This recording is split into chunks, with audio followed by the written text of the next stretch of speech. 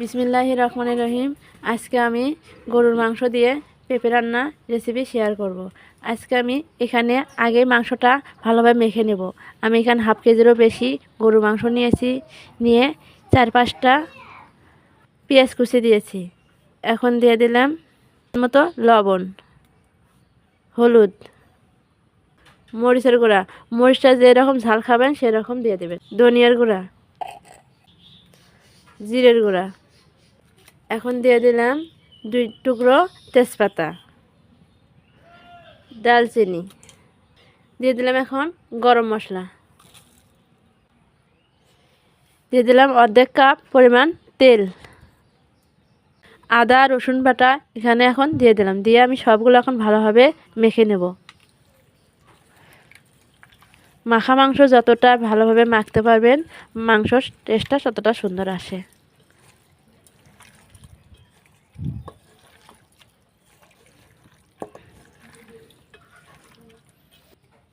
দেখেন কতটা সুন্দরভাবে মাংসটা মাখা হয়ে গেছে।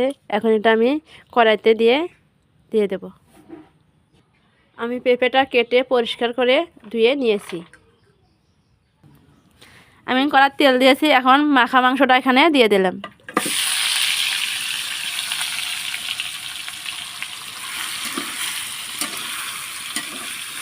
এখন তেলের মধ্যে মাংসটা আমি ভালোভাবে কষে নেব।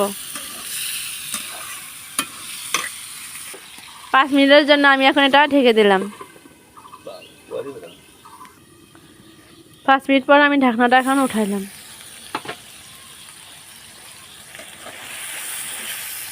দেখেন মাংসটা এখন তেল ছেড়ে দিয়েছে। মাংসটা মজানোর জন্য আমি 1 ডাবু পানি দিয়ে দিলাম। এটা অবশ্যই গরম পানি। এই মাংসটা আমি ভালোভাবে এই পানিতে মজে নেব।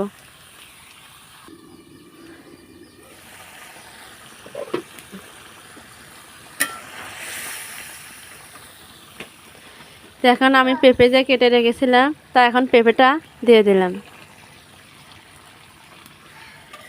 আমি হালকা পরিমাণে পেঁপে দিলাম, আপনারা চাইলে এতে বেশি পেঁপেও দিতে পারবেন। এখন পেঁপেটা এখানে আমি ভালোভাবে মিক্সড করে নেব। 5-7 মিনিট এটা পেঁপেটা মাংসের সাথে কষে নেব।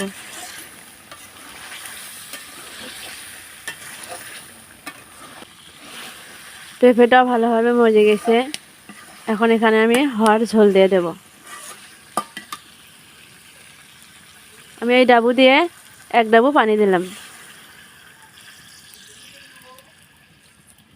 আর অর্ধেক ডাবু। এই ঝোলতে এখন তরকারিটা হয়ে যাবে।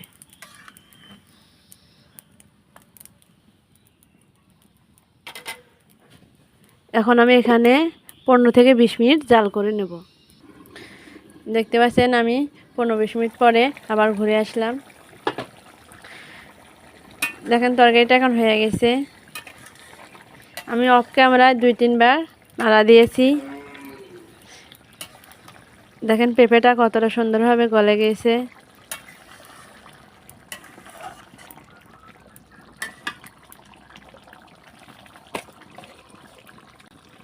এখন দিয়ে দিলাম ভাজা জিরার গুঁড়া।